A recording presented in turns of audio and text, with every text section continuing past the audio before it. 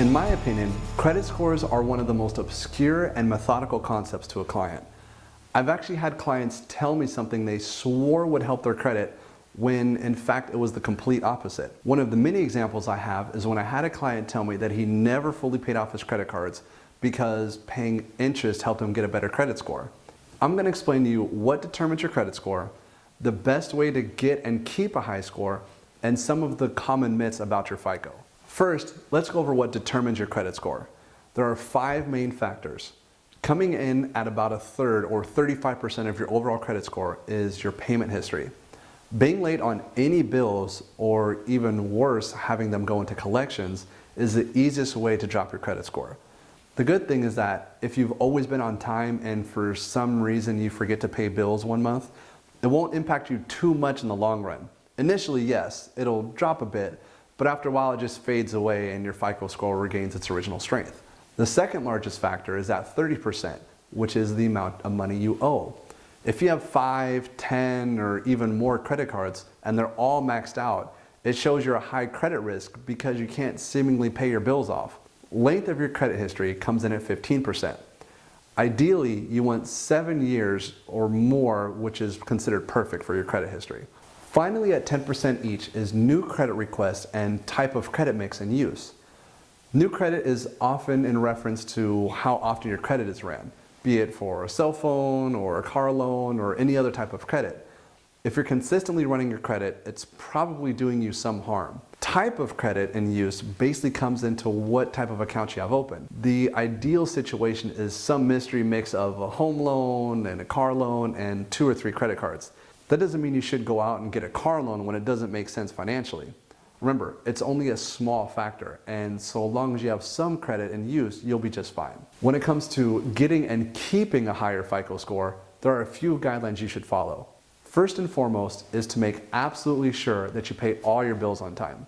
As a reminder, I set an alarm on my phone, which is synced to my email. Every first of the month, my phone and Outlook both remind me that it's time to pay all my bills. Secondly, is the length of your credit.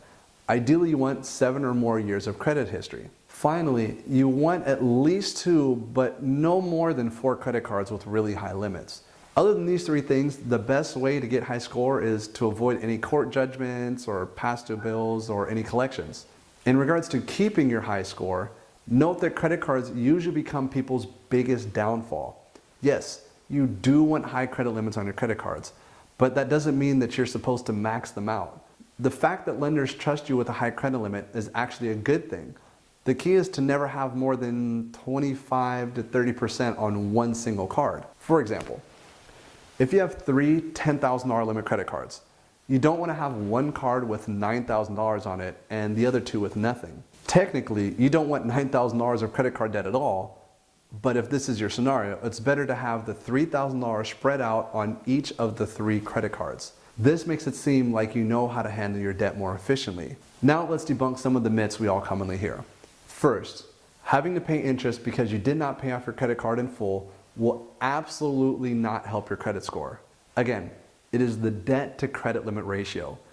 That will be taken into consideration. Second, that Best Buy payment plan that you've never been late on is going to help your credit score.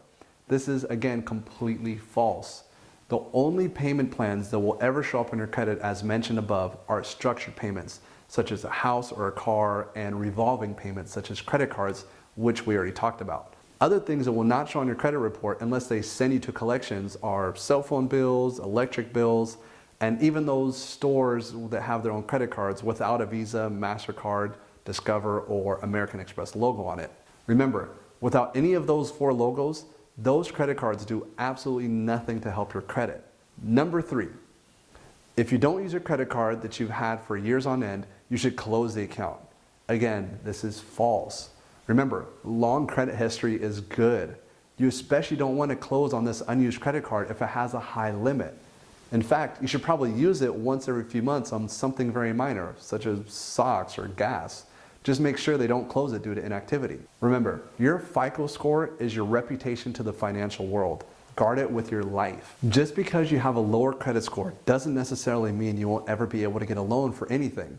But having a better credit score will almost guarantee that the same loan will be easier to finance and it will be much, much cheaper, saving you thousands to tens of thousands of dollars every year.